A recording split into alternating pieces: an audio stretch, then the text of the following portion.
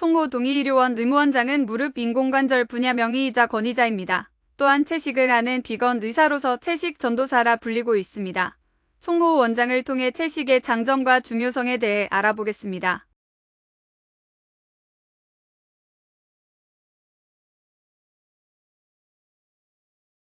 암세포는 지방을 좋아합니다.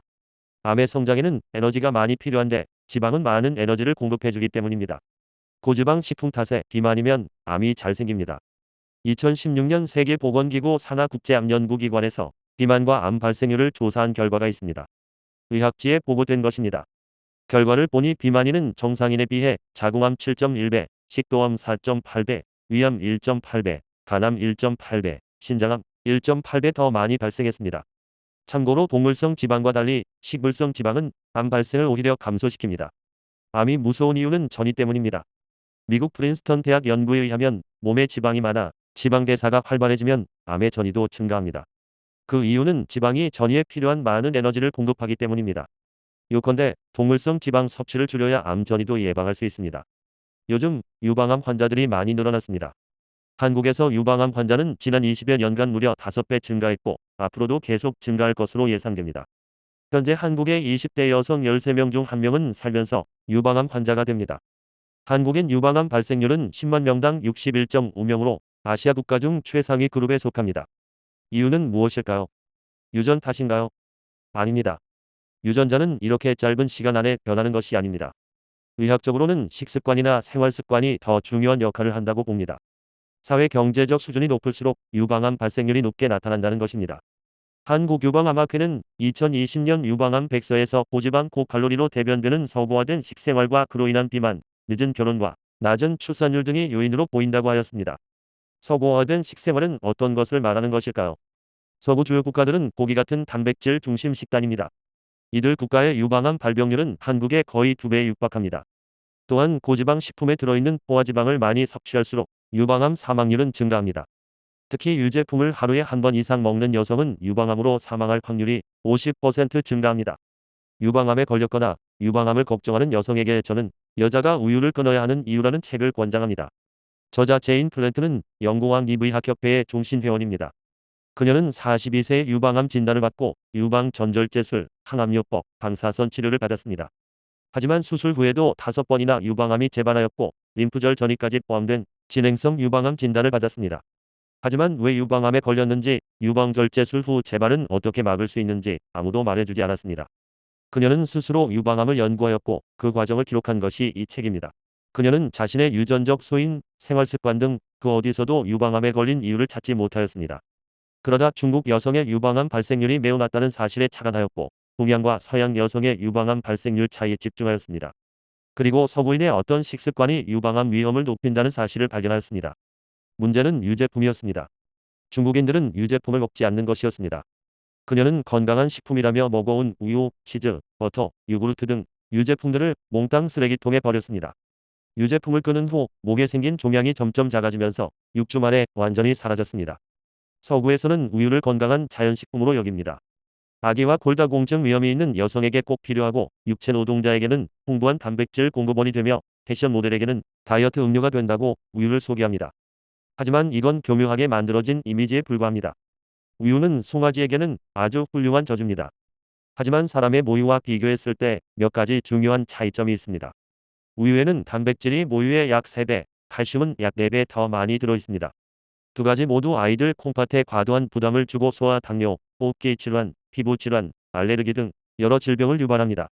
또 하나, 우유는 생후 1년간 빠르게 성장하는 송아지에게는 완전 식품이지만 천천히 자라는 아이에게는 좋다고 할 수 없습니다. 송아지와 아이는 성장 속도가 약 40배나 차이가 나기 때문입니다. 호르몬도 그렇습니다. 호르몬은 신체의 한 부위에서 다른 부위로 정보를 전달하는 화학물질을 말합니다. 모든 포유류의 어미 젖은 새끼의 성장 발달을 위한 수백 가지 호르몬을 나누는 수단입니다. 그런데 우유를 자주 마시는 사람은 세포 증식을 촉진하는 호르몬인 인슐린 유사 성장인자의 혈중 농도가 올라갑니다. 인슐린 유사 성장인자 농도가 올라가면 어떻게 될까요? 유방이나 전립선 조직 세포가 증식되어 암이 생깁니다. 하버드 대학 연구진이 학술지 란셋에 보고한 연구 결과를 보면 50세 이하 폐경 전 여성 중 인슐린 유사 성장인자 농도가 높은 집단은 낮은 집단에 비해 유방암에 걸릴 위험이 7배 더 높았습니다. 또 다른 하버드 연구진이 사이언스지에 낸 보고서에서는 인슐린 유사 성장인자 농도가 높은 남성군은 낮은 남성군에 비해 전립선암에 걸릴 위험이 4.3배 더 높았습니다. 따라서 암 예방을 위해서는 소, 양, 염소 등 모든 낙농 동물에서 나온 고기와 모든 종류의 유제품을 식단에서 완전히 배제해야 합니다. 우유를 즐겨 마시는 분들께는 좀 생소한 이야기일지 모르지만 이것이 과학적 진실입니다. 유방암 환자의 재발과 사망률을 낮추기 위해서는 저지방 식단을 처방해야 합니다. 유방암으로 유방을 절제한 여성 2,400명을 저지방 식단군과 비교군으로 나누어 암의 재발 여부를 5년간 관찰한 대규모 연구가 있습니다. 연구 결과 저지방 식단군이 비교군에 비해 24% 낮은 재발률을 보였습니다. 지방 섭취를 줄이고 통곡물, 과일, 채소 기반의 식사를 한 유방암 환자는 10년 생존율이 22% 더 높았습니다. 남성도 마찬가지입니다. 각종 유제품은 전립선암 발생 위험을 증가시킵니다. 우유를 많이 마시는 전립선암 환자는 그렇지 않은 환자에 비해 사망할 확률이 6배 더 증가하였습니다. 혹자는 유전 탓을 할 것입니다. 하지만 이미 현대의학에서는 유전보다 후천적 요인이 더 중요하다는 후성 유전학이 대세입니다. 예를 들어 당뇨 유전자가 있어도 이 유전자가 작용하게 만드는 것은 후천적 요인인 식습관과 생활습관에 달려있다는 것입니다. 암도 마찬가지입니다. 암을 유전과 결부시키는 경향이 있는데 사실 유전이 원인인 암은 전체 암의 5에서 10%에 불과합니다. 예를 들어 동양인은 서양인에 비해 유방암이나 대장암 빈도가 낮습니다.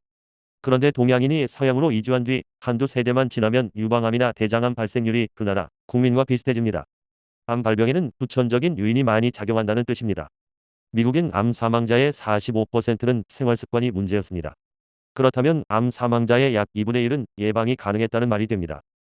암 발생에 관여하는 생활습관은 무엇일까요?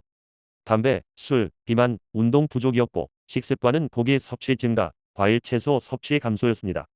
따라서 암이 생기지 않는 생활습관을 선택하면 많은 암을 예방할 수 있습니다. 이 대목에서 세계암연구재단에서 발표한 암 예방 10가지 수칙을 살펴보겠습니다. 1. 적정 체중 유지. 2. 운동의 생활화. 3. 통곡물, 채소, 과일 섭취 권장. 4. 붉은 고기, 가공육 섭취 제한. 5. 패스트푸드 섭취 제한. 6. 설탕 첨가 음료 제한. 7. 금연 및 절주. 8. 암 예방 목적의 보충제 사용 금지. 9. 우유 수유 권장. 10. 암 환자도 이 수칙을 따를 것. 이 10가지 수칙을 지키면 암을 얼마나 예방할 수 있을까요? 유방암의 경우 위 수칙 중 6, 7개를 따른 여성은 2개 이하를 따른 여성에 비해 유방암 빈도가 51% 낮게 나타났습니다. 이제 제가 어떻게 해야 하는지는 자명해지지 않았나요? 감사합니다.